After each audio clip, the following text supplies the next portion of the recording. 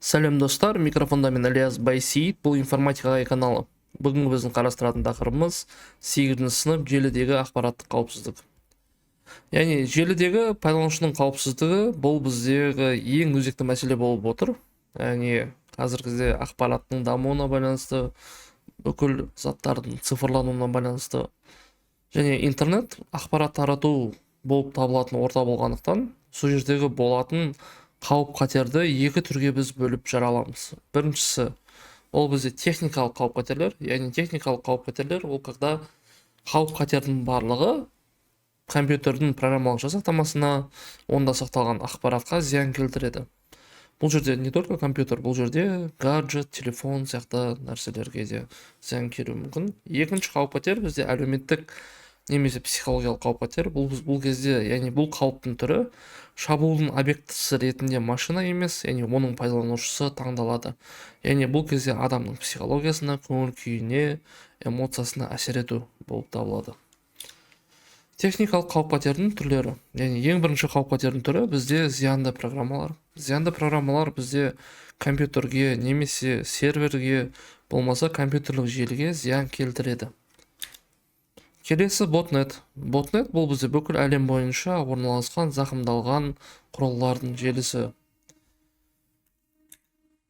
Келесі бізде дос шабуыл. Дос шабуыл бізде ағылшынша расшифровкасы, яғни бізде Denial of Service дейді, яғни құрылғылардың істен шығуы. Ол яғни бізде бұл былай болады. Яғни бір компьютерден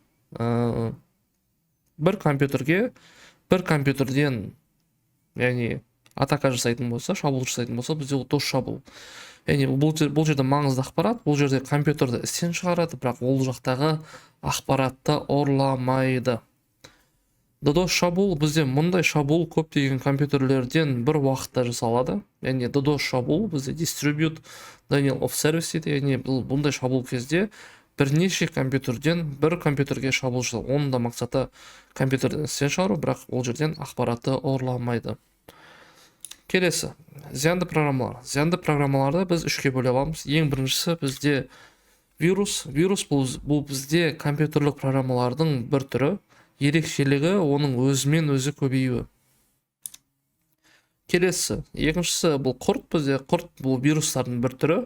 Яғни вирус пен құрттың яғни айырмашылығы, яғни олар құрылғыдан құрылғыға еңбектеу арқылы таралады. Яғни бұл сеть арқылы келеді деген сөз.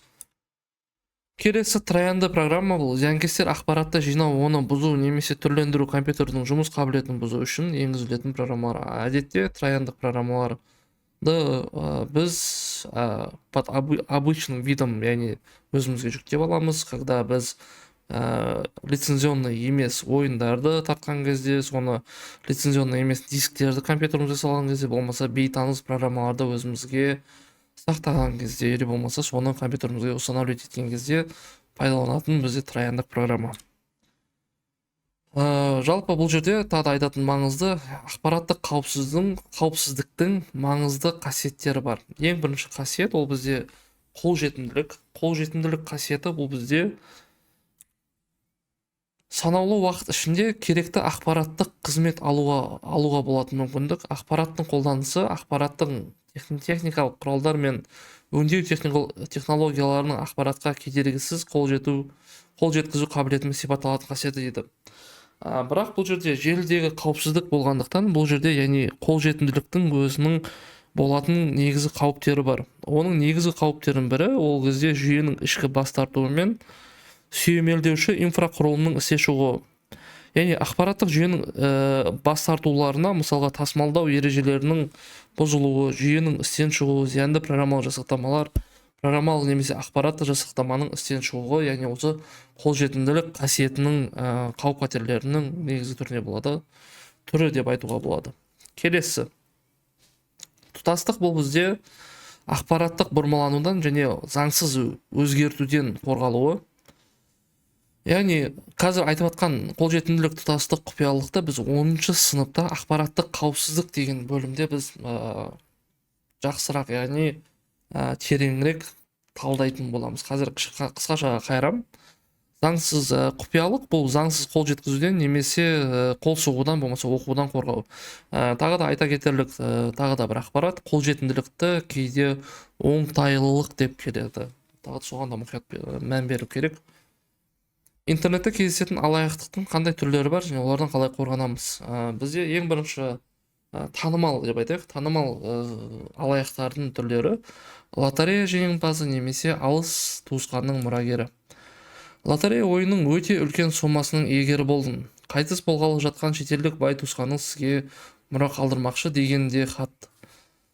Ұтысыңды немесе мұраңды алу үшін құжаттарды рәсімдеуге ақша талап етеді. Тағы да осындай сияқты бір реклама келіп жатыр, мысалға, болмаса соңғы кездерде президент, яғни Тоқаев не дейді, Қазмұнайгаздан бірдеңе бөліп жатыр деген сияқты рекламалар менде ютубта жиі түсуде. Яғни сол кезде айтады, яғни сен осындай, сен егер боласың, ол үшін, яғни өтетін болсаң, сен оған бірінші ақша жіберу керексің, сондай талаптар бар. Яғни сен $1 миллион ұтып тұрсың, просто $1 миллион алу үшін шетелден саған $1000 аудару керек деген сияқты, яғни сондай махинацияның түрі. Бұл бізде лотерея жеңімпазы немесе алыс туысқанның мұрагері деп аталады. Келесі, сиқырлы амьяндар. Электронды амьянға N көлемдегі ақша аударсаң, 2-3 есе ақша қайтарып аласың. Аз мөлшердегі ақшаны 2 есе қайтарып алуыңды мүмкін деген сияқты. Көбінесе ставка тігетіндердің құрған қақпаны деп айтуға болады. Яғни сен осынша берсең, сенің ставкаңды мысалы 10 есеге үшін көтеріп берем, 1 сағаттың ішінде, 2 сағаттың ішінде деген сияқты. Яғни осындай сиқырлы амьяндар. Келесі, жұмыс немесе ақша табуды ұсыну. Мәтін теруші деген жұмысқа жалақы ұсынады, бірақ жұмысқа тіркелу үшін деректерді енгізуге үлкен белгілі бір мөлшерде ақша сұрайды. Ақша деген сол. Ондай болып тұрады. Келесі, интернетте ақша табуды үйретудің керемет әдісі. Ескі, бірақ кең тараған әдістердің бірі, алаяқтықтың бұл түрі желіде ақша табуға болатын әдістерді үйрететін сайттар тізімін ұсынады. Ақша аударсаң, ақша да әдісте жоқ екенін байқаймыз. Келесі, қайырымдылық акциялар. Алаяқтар ауыр дертке шалдыққан шаңырағында қайғылы жағдай болып қалған адамдар мен отбасылар туралы ақпарат жариялап, елден көмек сұрайды. Бірақ енді бұл жағдайда, яғни шынымен аударып жатқандары бар, бірақ та кейбіреулер осы, яғни болып жатқан ауыр жағдайды өзінің пайдасына асырып, өзінің қаласын жымқырып жатқандары да көбірек кездесуде. Әлеуметтік желіде кездесетін қауіптің негізгі түрлері бұл бізде протекстинг. Протекстинг дегеніміз алдын ала жасалған сценарий бойынша жасалған әрекет, шабуыл телефон арқылы жүзеге асырылады дейді. Яғни сценарий былайынан сізге звондайды, алло, саламатсыз ба, сіздің счетыңыздан подозрительный, яғни бізде күмән тудыратын операциялар болып жатыр. Яғни сіздің счетыңызды бұғаттадық, сол счетыңызды бұғаттайын десек, сіздің коды, яғни сізден SMS код керек деп, яғни сізден 4 кодты сұрап алып, сіздің счетыңыздан ақша алып қоятын әдістің бір түрі.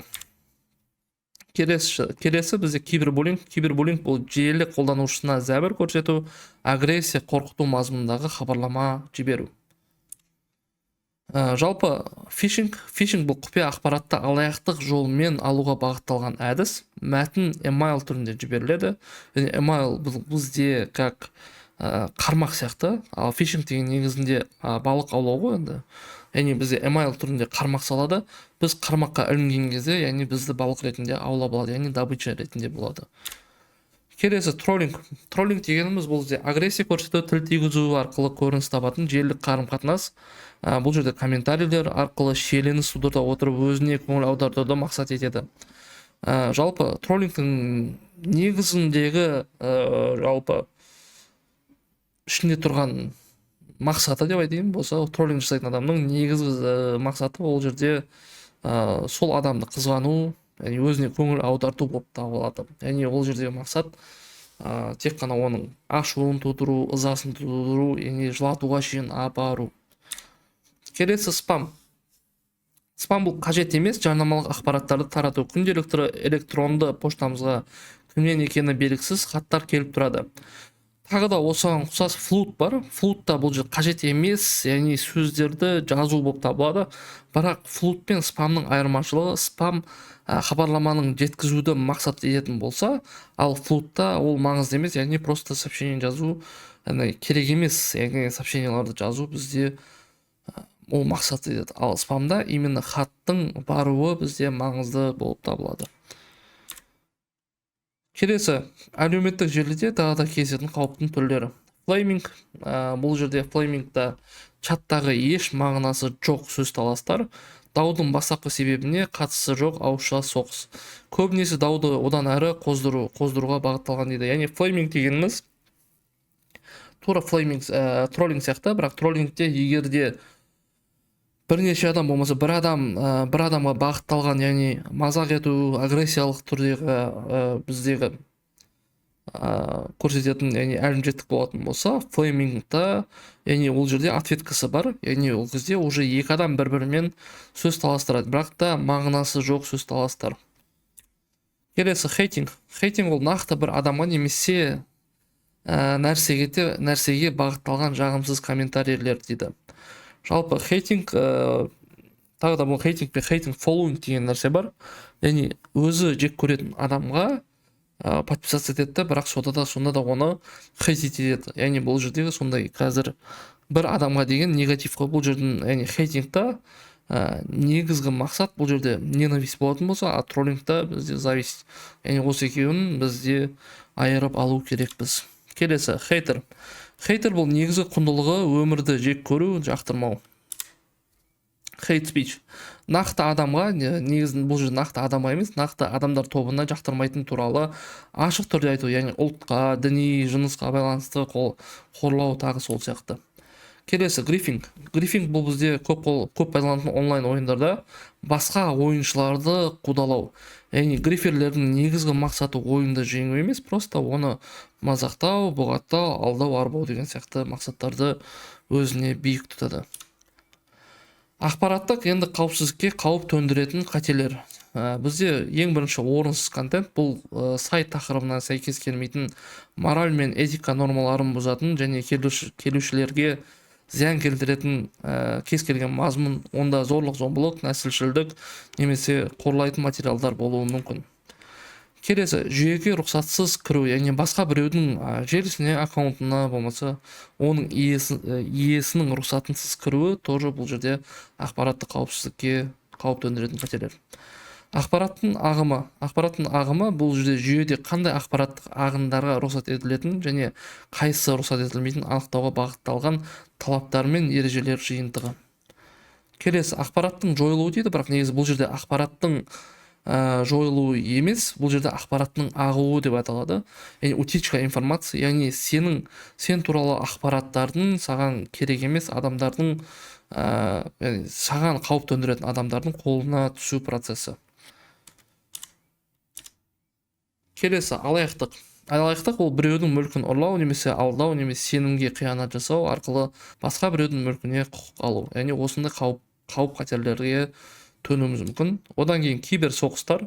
Бұл физикалық соғыс емес, электронды түрде жүзеге асырылатын әскери әрекеттер ақпарат қару ретінде әрекет етеді, ал компьютерлер мен интернет құралдар болып табылады.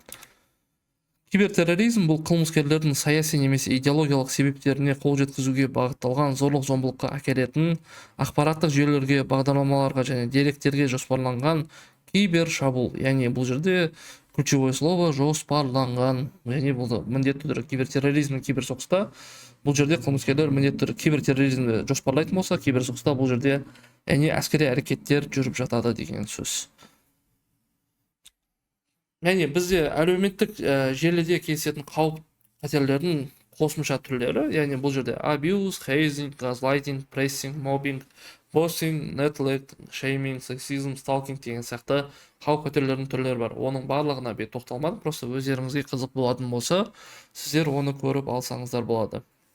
Бізде прессинг деген ол негізінде қысым келтіру деген сияқты ғой, яғни қалғандарын өздеріңіз көріп аласыздар. Келесі, ақпараттық қауіпсіздігіне жататын қызмет түрлері. яғни бұл жерде ақпараттық қауіпсіздікке жататын қызмет түрлері ең бірінші цифрлық бедел. Яғни цифрлық бедел дегеніміз пайдаланушы, яғни пайдаланушы туралы желідегі жағымды немесе жағымсыз пікірлер болмаса мәліметтің барлығы цифрлық беделге жатады. Интеллектуалды жекеменшік. Адамның ақылымен жасалған өнер табыстар, бейне материалдар, музыкалық шығармалар. Яғни бұл адамның өзінің білімімен жасалған, яғни өнерлер болмаса авторлар жазбалар деген сияқты. Келесі авторлық құқық. Бұл ғылым, өнер, әдебиет саласындағы туындыларға деген интеллектуалды жекеменшік құқығы. Яғни осы біздегі тақырып бізде осы. Келесі тақырып бізде желілік, осыған ұқсас желілік этика. Одан кейінгі бөлім бізде 10-шы сыныптағы ақпараттық қауіпсіздік, яғни идентификатор, бізде идентификация, аутентификация дегенді біз қарастыратын боламыз. Назарларыңызға рахмет. Сіздермен болған Ильяс Байсейіт, информатика каналы. Сау болыңыздар.